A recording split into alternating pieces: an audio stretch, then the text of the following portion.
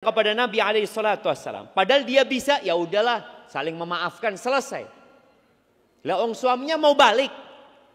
Suaminya yang mau balik. Dan Khawlah juga nggak ingin pisah. Berarti kan ketemu, udah ada apa, langsung harus bertanya kepada Nabi SAW. Karena takut.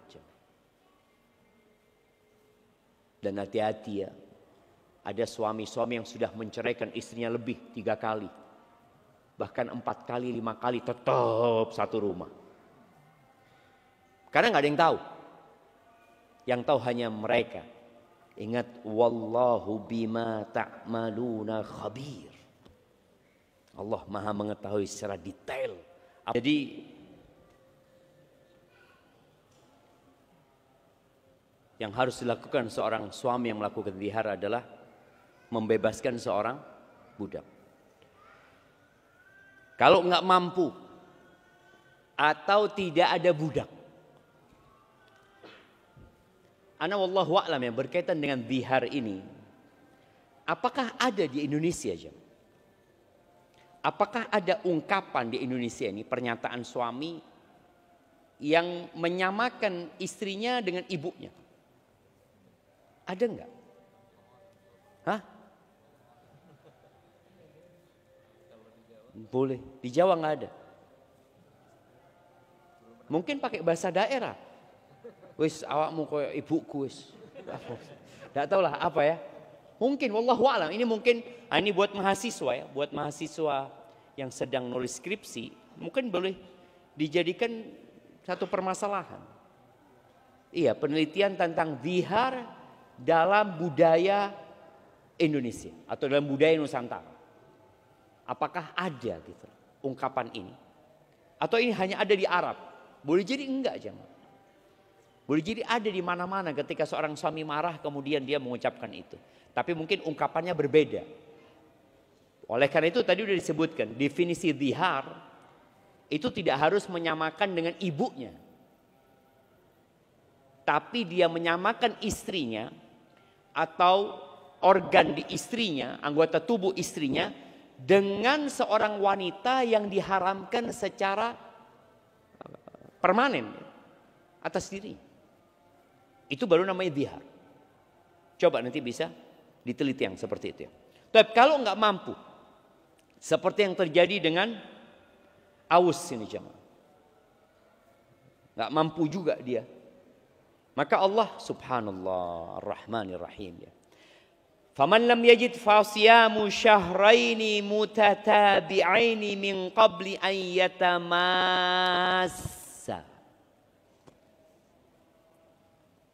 Jadi ini yang namanya kafarat yang harus dilakukan dengan tertib.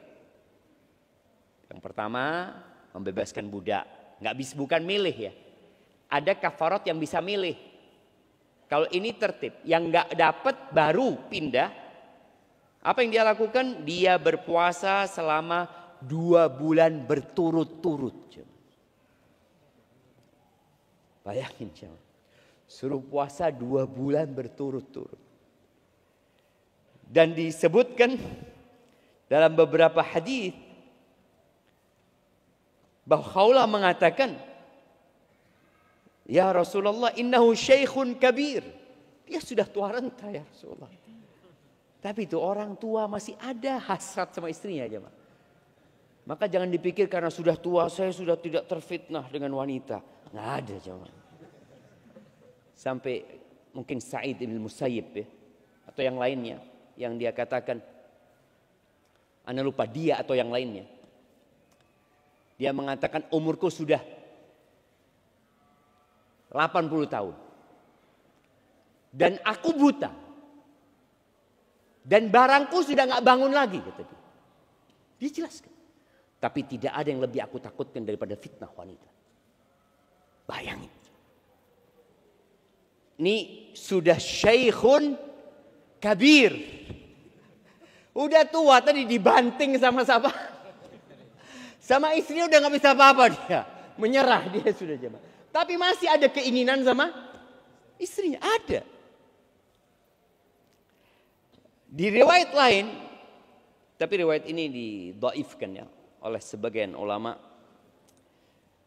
Sang Khawlah ini mengatakan, wallahi innahu idza lam yakul fil yaum marratain yasdaru basar. Dia ya Rasulullah kalau nggak makan 2 kali langsung nggak kelihatan.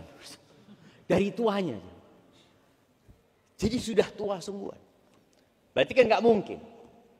Tapi kalau yang muda-muda mungkin. Jangan antum beralih ke yang ketiga.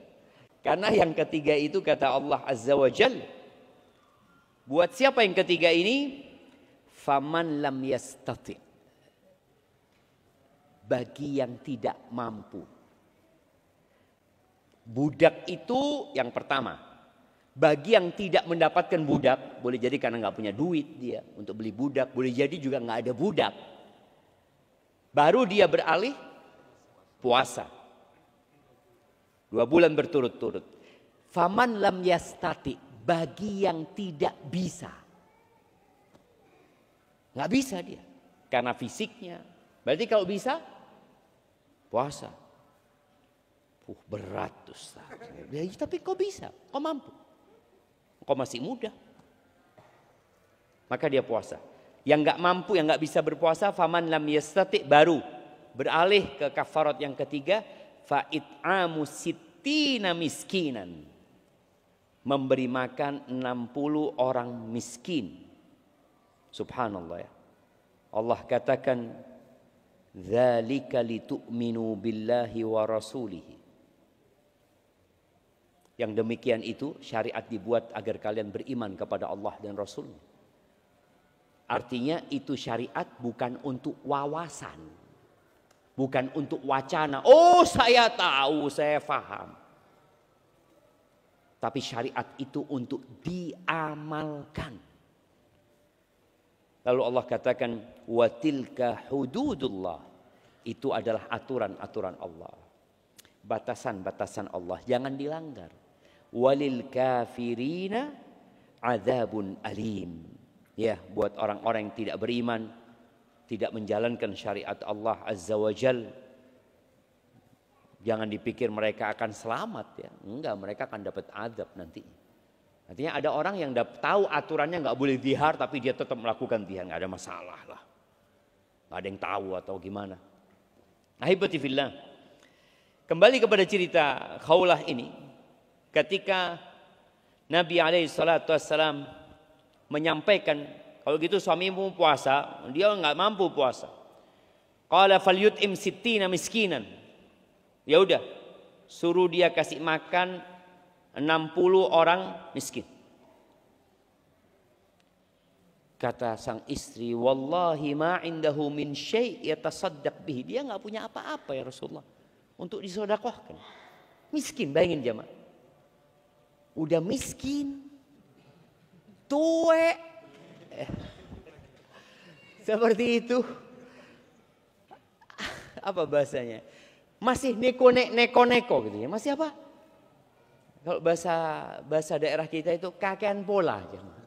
Apa kakean pola itu? Banyak gayanya gitu, banyak maunya. Tapi ya itu yang terjadi. Itu yang dia terjadi dengan suaminya ini. Nggak punya apa-apa. Kata Nabi SAW, saat itu datang ada yang ngasih 1 tandan kurma ya. Kata Nabi SAW, iya sudah ini bagikan gitu. Kata istrinya, ya Rasulullah, aku bantu dia juga dengan 1 tandan lainnya. Lihat baiknya istrinya. Ini insya Allah contoh-contoh istri penghuni surga insya Allah ya. Sudah, engkau pergi kasih makan sudah. Dan subhanallah di riwayat lain diceritakan di riwayat Zawaid Al-Haytham, Majma' Zawaid Al-Haytham ya. Ketika Khawlah ini pulang, kan ditunggu sama suaminya. Nungguin suaminya ini. Ya tentu suami ingin tahu apa kira-kira jawaban Rasul sallallahu alaihi wasallam. Disebutkan, falamma ra'ani qala ma wara'aki. Ada apa di balikmu? Gimana ceritanya? Qultu khairun, khair. Ada kebaikan. Wa anta damim, tapi engkau tetap jelek, kata dia. Kan memang yang dilakukan suaminya tetap buruk. Artinya jangan sampai sang suami merasa yang dia lakukan baik. Enggak gitu loh. Aku memang bawa berita baik. Tapi jangan salah, yang kau lakukan tetap buruk gitu loh. Allah katakan mungkar minal qawli wa zur. Maka sang istri mengatakan khairun wa anta damim. Baik, tapi engkau tetap jelek. Ya ini juga nasihat ya, agar suaminya jangan melakukan itu lagi gitu loh. Umirtu an ta'tiya fulanan. Di riwayat ini disebutkan engkau datang ke tempatnya fulan, engkau ambil setengah wasak. Setengah wasak, satu wasak itu situna so'an, 60 so' ya. Disuruh ngambil 60, 30 so' untuk dibagikan ke fakir miskin. Fatasaddaq bihi ala sittina miskin. Engkau sedekahkan kepada 60 orang miskin. Maka berapa sih kafaratnya? Disebutkan setengah so'. Cukup setengah so'. Setengah so' itu ya setengah zakat fitrah. Setengahnya zakat fitrah buat 60 orang. Engkau ke rumahnya fulan, ambil tadi setengah wasak ya, 30 sok. Engkau berikan makan kepada orang miskin. Wa turaji'uni, lalu setelah itu engkau boleh menghubungin aku. Dalam riwayat ini disebutkan fantalaqa yas'a. Bisa lari suaminya. Bisa lari dia jemaah. Yang awalnya tadi. Ya tadi memang orang itu kalau punya masalah ya, depresi. Dia lemas jemaah. Itu bisa lari suami. Sa'i dikatakan ya. Hatta ja'abi. Dia bawa itu jemaah. Dia bawa itu kurma. Qalat kata istrinya. Wa ahdi bihi qabla dhalika la yastati'u an yahmila ala dhahri khamsa asuq minat tamr. Padahal sebelumnya yang aku tahu dia 5 sok saja. Berarti 5 sok itu kira-kira ya anggap 15 kilo. 15 kilo gak mampu dia. Ini 30 sok. Berarti berapa kilo? Ya 45 kilo. Anggap. Mampu dia bawa. Dan itu biasanya orang kalau lagi bahagia. Subhanallah jemaah. Ahibati fillah, ini yang berkaitan dengan hukum dhihar ya. Ada pembahasan lain berkaitan bagaimana dhihar dari orang yang gila ya. Nggak jatuh lah kalau orangnya gila melakukan dhihar. Namun kalau orang itu mabuk, ada khilaf di antara para ulama. Kalau mabuknya itu karena pilihan dia, sebagian ulama mengatakan tetap jatuh. Karena dia yang memang sengaja meminum hal itu untuk menghilangkan akalnya sendiri. Maka dia menanggung konsekuensi dari perbuatan dia sendiri. Ini mungkin beberapa yang berkaitan dengan hukum dhihar. Adapun orang yang sedang marah, ya rata-rata dhihar karena marah. Tetap jatuh dhiharnya, kecuali kalau marahnya sudah sampai tidak mengetahui dengan apa yang dia ucapkan. Sudah ketutup akalnya, maka dhiharnya tidak jatuh. Bagaimana dengan dhiharnya orang yang disihir? Karena ada kondisi orang disihir, jadi dia yang keluar dari lisannya kadang-kala bukan omongan dia. Dia menceraikan istrinya. Aku ceraikan kamu. Kata sang istri, ini bukan suara suamiku. Iya, boleh jadi seperti itu. Maka apabila benar seperti itu, zahir madhab Hanabila dan pilihan Ibn Taimiyah nggak jatuh, karena akalnya nggak ada. Artinya dia tidak menguasai diri. Dirinya sedang dikuasai oleh makhluk lain. Barakallahu fiik, itu mungkin dapat kita kaji dalam kesempatan kali ini. Mungkin ada beberapa pertanyaan yang bisa kita jawab.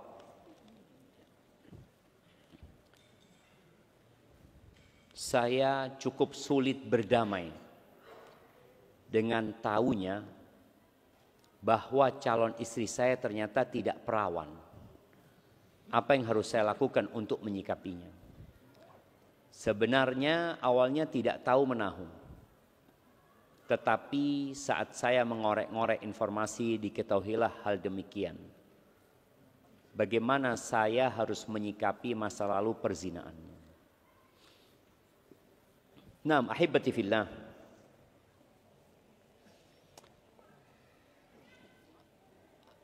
Ada seorang masyayikh ditanya ya. Ada seorang laki-laki menikah dengan wanita dengan mahar tertentu dan wanita ini mengklaim dirinya gadis. Tapi setelah nikah ternyata nggak gadis. Jadi ada yang ketahuan kalau dia nggak perawan setelah pernikahan. Kalau ini kan belum nikah. Setelah menikah baru ketahuan. Apa yang harus dilakukan? Maka solusinya kata Syekh, ya engkau boleh meminta balik sebagian maharmu. Jadi mahar itu yang diberikan bedalah gadis sama janda. Namanya kalau janda 100 juta, gadis 500 juta umpamanya. Maka dia minta kembalikan 400 juta. Antum mungkin kebayang, Ustaz, masa banyak banget ya. Dulu para sahabat jamaah maharnya itu kebun kurma jamaah. Kebun kurma. Kalau sawah anggap 1 hektar di sini nih, harganya sudah 3 M jamaah. Sudah 3 miliar. Bagaimana ketika sahabat memberikan mahar 1 kebun kurma yang isinya kurma yang panen terus, artinya istrinya ini langsung kaya raya. Artinya tadi ketika memang kondisi gadis sama janda, ya tadi engkau boleh minta sebagian maharmu dan engkau tutupi istrimu kalau memang dia bertobat kepada Allah Azza wa Jalla. Ya udah, nggak harus cerai, nggak harus berpisah kalau istrinya telah bertobat. Bahkan jamaah, ada orang yang bertobat, ada orang yang berbuat dosa besar, dengan dosa besar itu dia masuk surga. Dan tidak sedikit orang yang taat kepada Allah, ketaatannya mengantarkan ke neraka. Kok bisa seperti itu? Ibnu Qayyim memberikan penjelasan tentang ungkapan ini. Ini orang yang berbuat dosa besar, dia takut, menyesal dengan dosa-dosanya, sehingga dia terus berbuat kebaikan. Karena dosa itu terus menghantui dirinya, takut gak diampuni sama Allah. Maka akhirnya dengan sebab dosa besar yang dia lakukan, yang kemudian dia bertobat, dia masuk surga. Tapi ada orang yang mungkin dia seorang ustadzah yang banyak kebaikannya, dia masuk neraka gara-gara ketaatan yang disebabkan dia ujub dengan kebaikan. Maka berkaitan dengan calon istrimu, kau lihat, kalau dia sudah bertaubat, boleh jadi dia lebih baik daripada yang tidak pernah berbuat dosa. Ya siapa sih nggak berbuat dosa sebenarnya? Maka tadi antum perhatikan calon istri antum, kalau ternyata dia memang bertobat kepada Allah jemaah. Ya, ada orang-orang yang salah jalan di masa mudanya. Kemudian dia bertobat kepada Allah. Antum ingat cerita seorang pelacur yang memberi minum seekor anjing. Bukan dia pernah berzina, bukan. Tapi dia pelacur, beda ya. Pelacur dengan seorang yang pernah berzina. Ini baghi min baghaya bani Israel. Saqat kalban. Pelacur ngasih minum anjing diampuni sama Allah SWT. Maka boleh jadi istri antum atau calon istri antum bertobat kepada Allah Azza wa Jalla dan Allah ampuni dosa. Barakallahu fiik. Assalamualaikum Ustaz, izin bertanya. Bagaimana apabila seorang suami dengan sengaja ingin membuat susah hidup istri dan tidak senang apabila istrinya berbahagia? Ini suudzon kayaknya sama suami. Ada nggak jemaah suami yang tidak suka istrinya bahagia? Kalau ngelihat istrinya senyum ya, saya bikin nangis sore ini. Masa kayak gitu jemaah? Masa ada? Ya wallahu a'lam, mungkin ada. Ada apa istilahnya laki-laki yang seperti ini? Psikopat mungkin. Mungkin ada istilah lain ya. Hasut dia dengan kegembiraan istrinya. Seperti istri tidak diberi nafkah dan sangat perhitungan. Tidak menghargai istri. Selalu menuntut istri dan mencela. Padahal secara keuangan dia punya uang namun pelit dengan istri. Adapun dengan saudara, teman atau orang lain sangat baik sekali Ustaz. Istri dilarang berdagang. Namun dia nafkah dipersulit. Dan pada intinya tidak ingin sang istri punya uang harta. Istri berdagang karena terpaksa untuk biaya sekolah anak dan lain-lain. Namun malah tidak diberi nafkah sama sekali dengan sengaja. Sudah dilayani semaksimal mungkin, sudah disiapkan makanan dan lain-lain. Istri izin ke kamar mandi karena sudah tidak tahan. Harus buang air, justru dibentak, dibilang tidak menghargai sama sekali. Tidak pernah diopeni sambil ngomel-ngomel.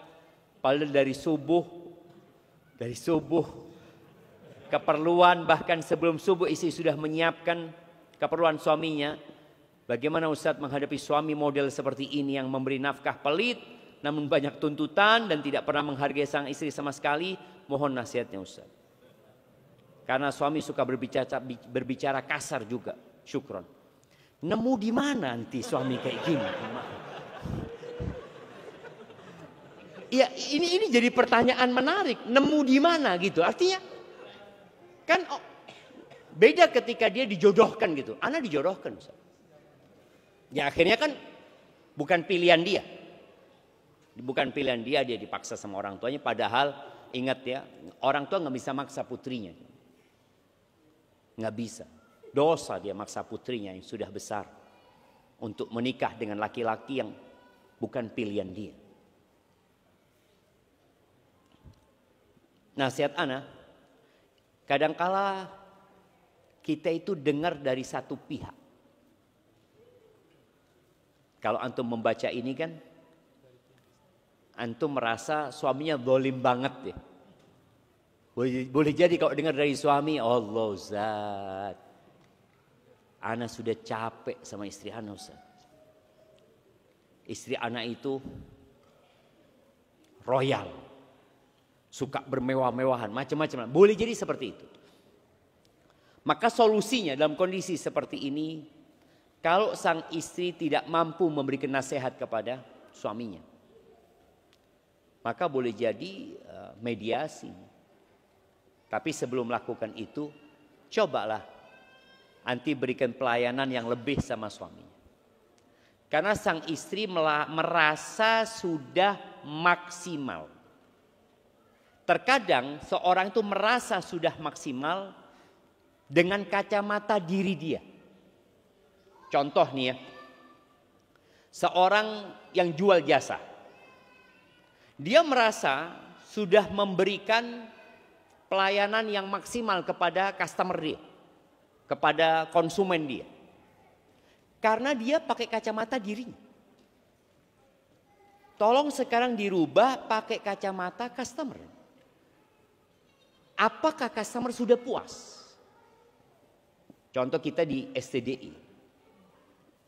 Kita di P3M itu membuat angket kepuasan pelanggan yang kita layani, baik itu mahasiswa, para dosen. Kita merasa sudah maksimal. Setelah kita baca, oh ternyata belum ya, banyak keluhan ternyata. Bintang 1, tadi bintang 1.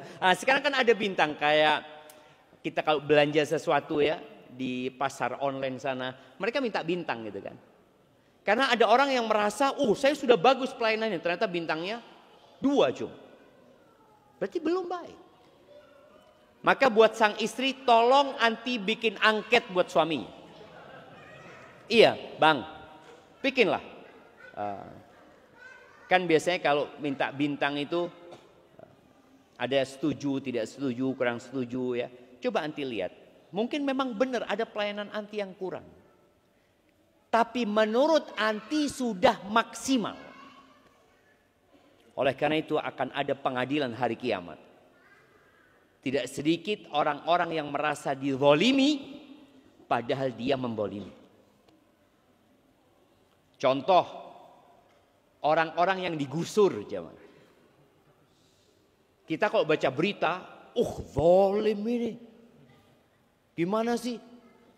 Orang-orang miskin kok digusur gitu ya. Ini perusahaan ini zalim kata dia. Setelah ditelusuri di pengadilan, ternyata orang-orang ini dikasih tumpangan di tanah kosong itu, Bukan haknya, udah dikasih tumpangan nggak bayar selama 10 tahun. Ketika mereka disuruh pindah, mereka menuntut. Yang zalim siapa? Ini loh yang dikasih tempat gratis, diminta pindah nggak mau. Tapi kalau kita baca berita, kita akan mengatakan ini kezaliman. Dan itu pernah terjadi. Ada seorang itu beli tanah di daerah sini. Ternyata di situ ada rumah. Ada warung lah orang itu. Pemilik tanahnya membolehkan dia tinggal di sana. Sampai nanti kalau dijual, ya sudah, tafadhol, pergi gitu loh. Ketika terjadi transaksi, nggak mau pindah jamaah, minta ganti rugi.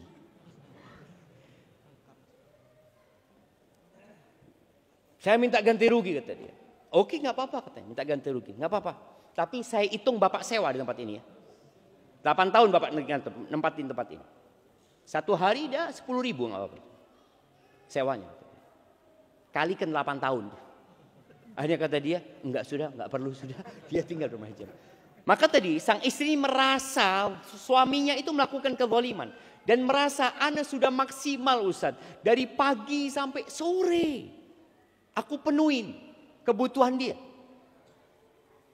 Sampai tadi dikatakan ketika lagi makan istrinya izin ke toilet. Dibentak ya. Yang anak akan bertanya, kenapa dari tadi nggak ke toilet gitu? Kok pas lagi suaminya makan ke toilet? Maka nasihat anak buat perempuan ini, cobalah anti mencatat. Tapi memang ada suami-suami yang pelit ada ya. Dan anti boleh ngambil duitnya suami. Ketika suami pelit tidak mencukupi, tadi biaya sekolah yang seharusnya ditanggung sama suami, suami tidak mengambil atau tidak memenuhi padahal dia mampu, boleh sang istri ngambil duitnya suami. Tapi dengan cara yang ma'ruf, dengan cara yang baik ya. Bukan untuk foya-foya, tapi benar-benar untuk memenuhi kebutuhan hidup. Bukan untuk gaya hidup. Dan tadi kalau anti tahu ada kondisi-kondisi suami marah, hindarin hal itu. Nanti sudah tahu kalau lagi makan anak tinggal dia akan marah, jangan ditinggal. Kemudian buat istri yang seperti ini sering-sering berterima kasih sama suami. Kalau dikasih dikit katakan bang jazakallah khair bang. Nggak ada suami yang lebih baik dari Pak Abang.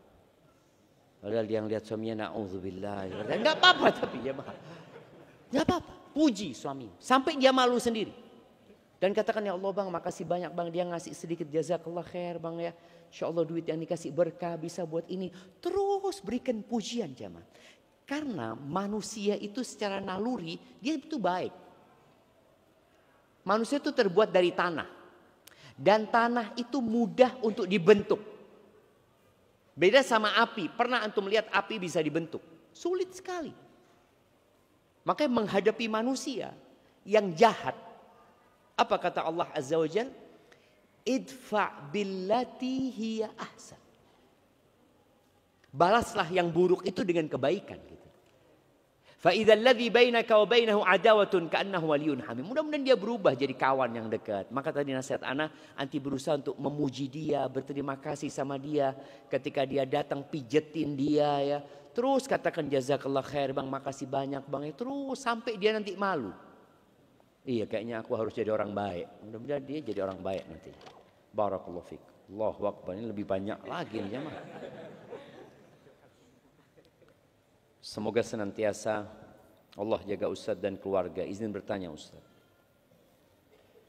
Kami memiliki sebidang tanah. Lebih tepatnya milik orang tua saya. Yang rencananya tanah itu untuk saya membangun rumah nanti di masa depan.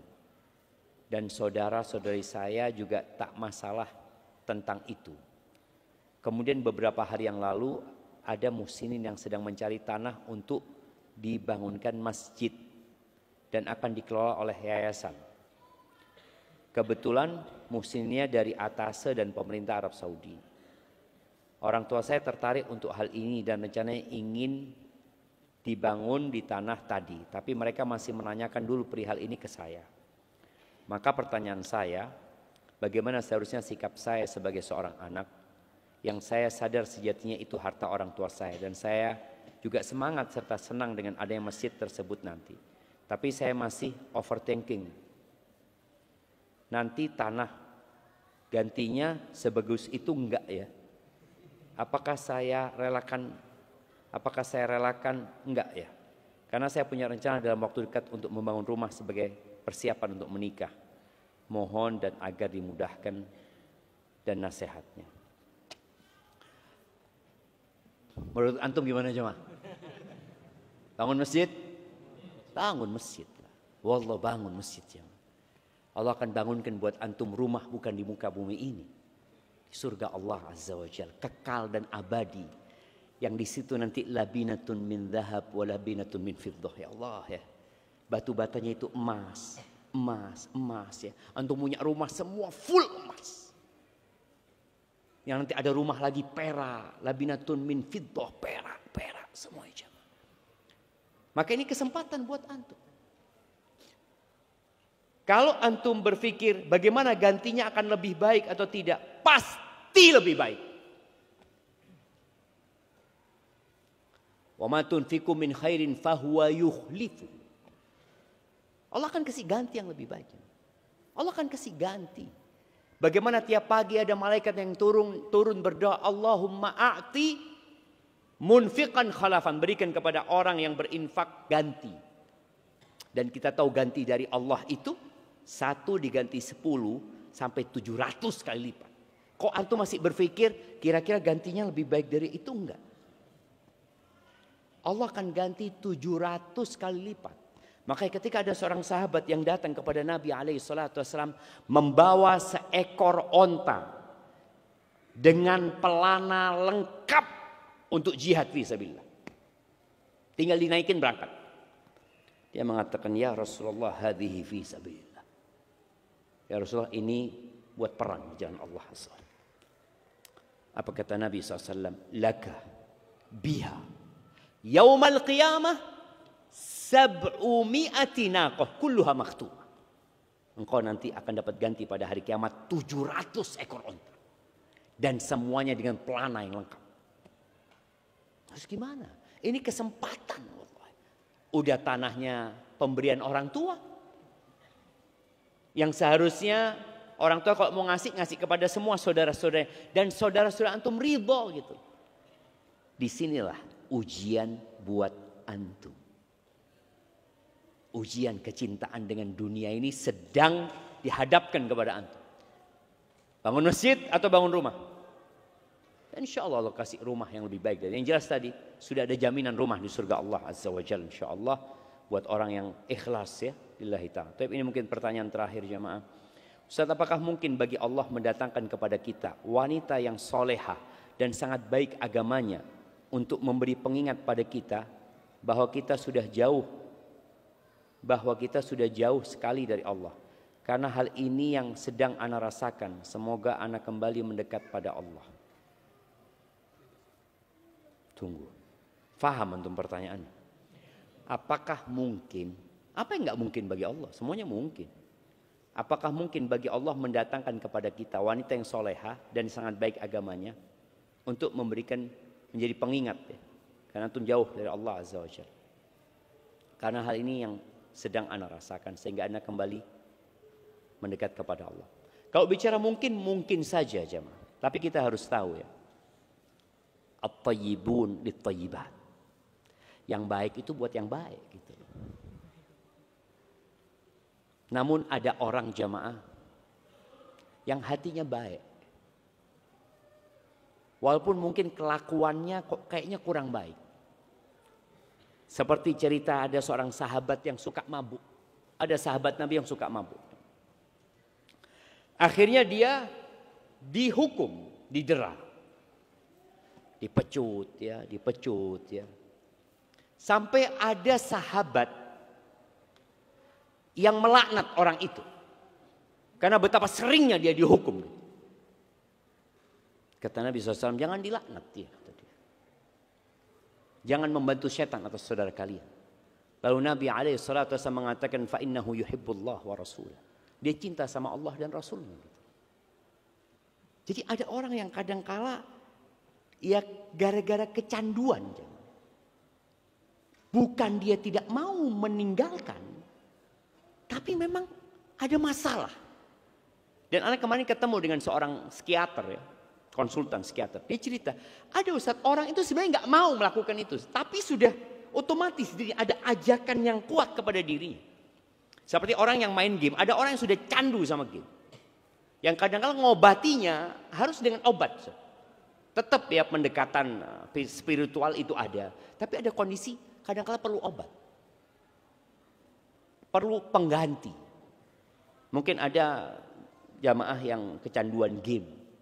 Ada mungkin istri yang suaminya kecanduan judol. Jadi modelnya udah nyandu. Padahal dia, aku kepingin meninggalkan ini. Allah bantulah aku. Tapi nanti ada panggilan itu lagi. Maka tadi semoga Allah kirimkan buat antum ya istri-istri yang soleh. Yang siap menerima antum dan memperbaiki diri antum. Walaupun resiko jemaah. Resiko besar. Ana sering ada pemuda-pemuda, Ustaz, ana mau menikah dengan seorang wanita yang belum paham agama, Ustaz. Belum mengerti agama. Tapi ana akan jadikan ini perjuangan menuju Allah Azza wa Jalla. Semoga dia mendapatkan hidayah lewat ana, Ustaz. Tunggu, antum melihat kepada dia itu apa yang dilihat? Cantik, Ustaz. Berarti kan antum yang bermasalah.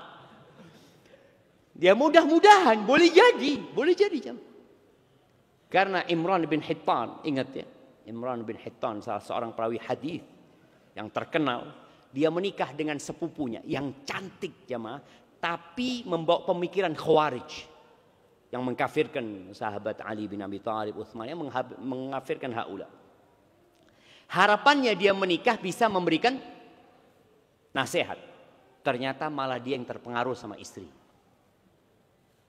Maka perlu berhati-hati dalam masalah ini. Itu yang dapat ana sampaikan, kurang lebihnya mohon maaf. Yang benar dari Allah Azza wa Jalla, yang salah dari diri ana pribadi. Allah dan Rasul terbebaskan dari kesalahan itu. Subhanakallahumma wa bihamdika asyhadu an la ilaha illa anta astaghfiruka wa atubu ilaik. Assalamualaikum warahmatullahi wabarakatuh.